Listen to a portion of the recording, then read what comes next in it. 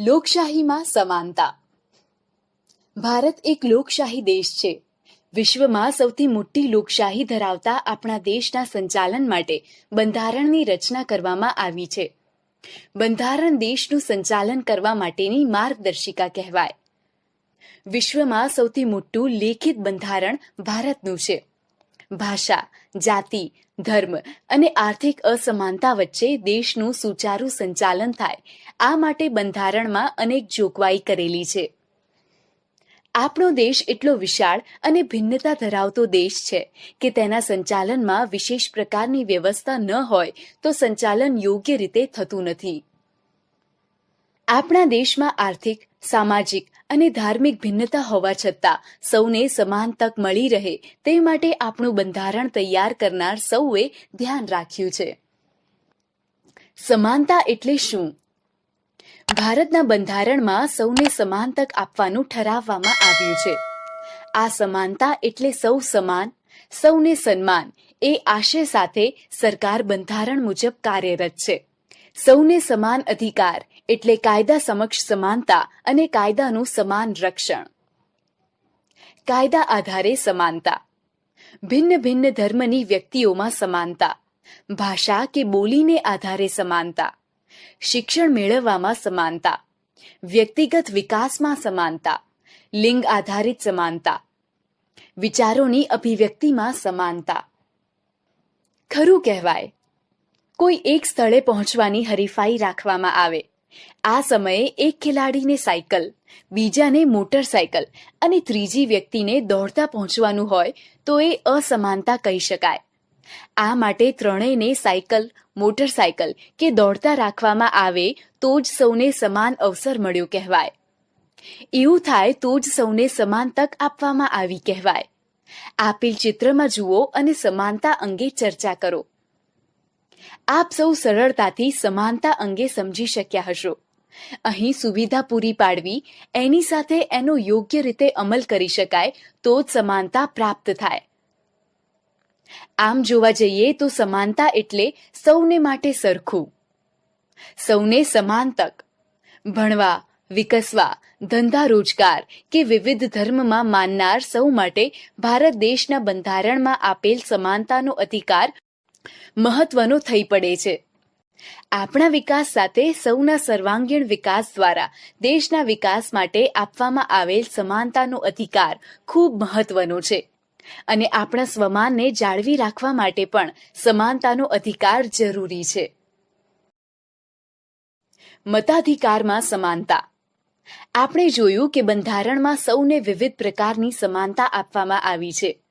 લોકોનું લોકો વડે અને લોકો માટે ચાલતું શાસન એટલે લોકશાહી. લોકશાહી સરકારની રચના લોકોના મતદાન વડે થાય છે.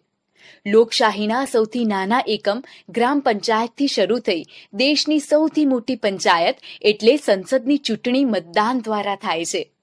18 વર્ષથી મોટી ઉંમરના દરેક નાગરિકને મતાધિકાર આપવામાં આવ્યો છે. મતદાર યાદીમાં નોંધાયેલ કોઈ પણ નાગરિક મતદાન કરી શકે છે. ધર્મ, ભાષા, લિંગ, બોલી કે આર્થિક અસમાનતા વચ્ચે સૌને બંધારણમાં સમાનતા આપવામાં આવેલ છે. દરેકને મતદાન કરવાનો અધિકાર છે. અહીં મતદાન કરવાના અધિકાર અંગે રોચક વિગતો પણ સામે આવે છે. કોઈ ધાક, ધમકી, દાદાગીરી કે ડરને આધીન મતદાન ન કરે તે માટે મતદારને જાગૃત કરવામાં આવે છે.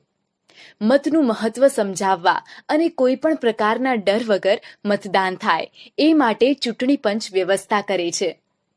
ચૂંટણીના સમયે વધુમાં વધુ લોકો મતદાન કરી શકે તે માટે ખાસ પ્રયત્નો કરવામાં આવે છે.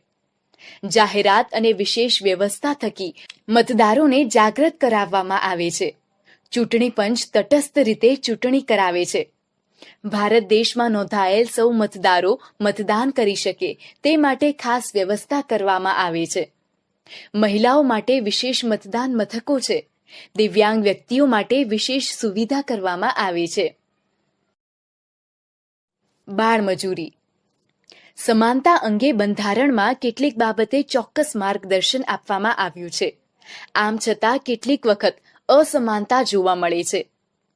આવી અસમાનતામાં બાળમજૂરી મુખ્ય છે. બાળમજૂરી શિક્ષણ મેળવવાના અધિકારનો ભંગ ગણાય છે. આપણા દેશના સૌ નાગરિકોને 6 થી 14 વર્ષ સુધી મફત, ફરજિયાત અને સાર્વત્રિક ભણવાનો અધિકાર છે. આ અધિકાર સમાન રીતે આપવામાં આવેલ છે. આધુનિક સમયમાં ઉચ્ચ શિક્ષણમાં દીકરીઓને ન ભણાવવાનું વલણ ક્યાંક ક્યાંક જોવા મળે છે. બાળકોને શાળામાં ભણવાનું છે તે ઉંમરે તેઓ મજૂરી કરે તો તે એક પ્રકારનો ગુનો બને છે.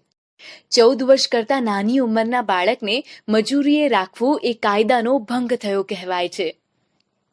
શ્રમ અને મહેનતાણું. એક જ સરખા કામમાં પુરુષ અને મહિલાને મજૂરી ચૂકવવામાં ભેદભાવ રાખવામાં આવે છે. ઓછી મજૂરી આપવી પડે તે માટે કોઈક જગ્યાએ બાળમજૂર પણ રાખવામાં આવે છે. કેટલાક કામ દિવ્યાંગ વ્યક્તિઓ જોડે કરાવવામાં આવે છે. તેમને આ કામનું મહેનતાણું ખૂબ ઓછું આપવામાં આવે છે. લોકશાહીમાં દિવ્યાંગ વ્યક્તિઓનું શોષણ ન થાય તે માટે તેઓને તાલીમ આપી પગભર કરવા માટે સરકાર દ્વારા અનેક યોજનાઓ અમલી કરાવવામાં આવે છે. આપણી આસપાસ આવા દિવ્યાંગ વ્યક્તિ હોય તો તેને સહકાર આપવાની આપણી ફરજ થઈ પડે છે. દિવ્યાંગો, સ્ત્રી અને નાના બાળકોને ઓછા પૈસા ચૂકવવામાં આવે છે. આ અન્યાય છે. લોકશાહીમાં સમાનતા. લોકશાહી દેશમાં સમાનતાને ખૂબ જ મહત્વ આપવામાં આવે છે. અહીં સમાનતાનો અધિકાર આપવો એ સૌ માટે જરૂરી છે. આપણે કોઈને સન્માન આપીએ તો કોઈ આપણને સન્માન આપે. આ જ રીતે બંધારણમાં પણ સમાનતાનું મહત્વ સ્વીકારવામાં આવ્યું છે. કેટલાક અવલોકનોને આધારે જ્યારે દયાભાવ જોવામાં આવે ત્યારે સમજવું કે સામેવાળી વ્યક્તિને સમાન અધિકાર મળ્યો નથી. આવી અનેક બાબતોને સમજવા આપણે જાતે શું કરી શકીએ તે અંગે વિચારવું જરૂરી છે. તો જ જ્યાં જ્યાં સમાનતા નથી ત્યાં ત્યાં આપણે પ્રયત્ન કરી શકીએ. હું કશું ન કરી શકું એવો વિચાર ન કરવો જોઈએ. આ માટે પહેલ કરવી જરૂરી છે. સ્વચ્છતા આપણે જ રાખીએ તો જ કોઈને સ્વચ્છતા માટે કહી શકાય. એવું જ સમાનતા માટે છે. અહીં કેટલીક વિગત આપવામાં આવી છે. આ વિગતને આધારે આપ સમાનતા અંગે શું કરી શકો તે અંગેની નોંધ કરો. અસમાનતા એક પડકાર. નાનું ગામ. ગામમાં પાણીના 2 જ કૂવા. અહીં આખું ગામ 2 ભાગમાં પાણી ભરે. સમય પસાર થતો ગયો. ગામના એક કૂવામાં પાણી ખલાસ થઈ ગયું. હવે અડધા ગામના લોકોને પાણી ભરવાની અગવડ પડતી હતી. કૂવામાંથી પાણી ખલાસ થઈ જશે એ ડર હોઈ એક વિસ્તારના લોકોને બીજા વિસ્તારમાં કોઈ પાણી ભરવા દેતું ન હતું. આ તો અસમાનતા કહેવાય. સમાનતાનો ભંગ થાય તેવા એકાદ બનાવથી સામાજિક સમરસતા પર વિઘાતક અસર જોવા મળે છે. જેમ કે કેટલીક વખત ગામના કે વ્યક્તિગત પ્રસંગોએ વરઘોડો કાઢવા, મંદિર કે મસ્જિદના લાઉડસ્પીકર વગાડવાથી વિવાદ જોવા કે સાંભળવા મળે છે. આવી બાબતો સમાનતા સામે પડકાર છે. આવા પ્રસંગે આપણે શાંતિ જળવાય તેવા પ્રયત્નો કરી સમાનતાના ભાવ સાથે વર્તન કરવું જોઈએ. સમાજમાં સમરસતા જળવાઈ રહે તે માટે સરકારશ્રી દ્વારા ખૂબ જ પ્રયત્નો કરવામાં આવે છે. દરેક સમાજને અને દરેક વ્યક્તિને સમાનતાનો અધિકાર બંધારણે આપ્યો છે. આપણે આપણા અધિકારનો ઉપયોગ કરી શકીએ એ માટે જાગૃત થવું જ પડશે.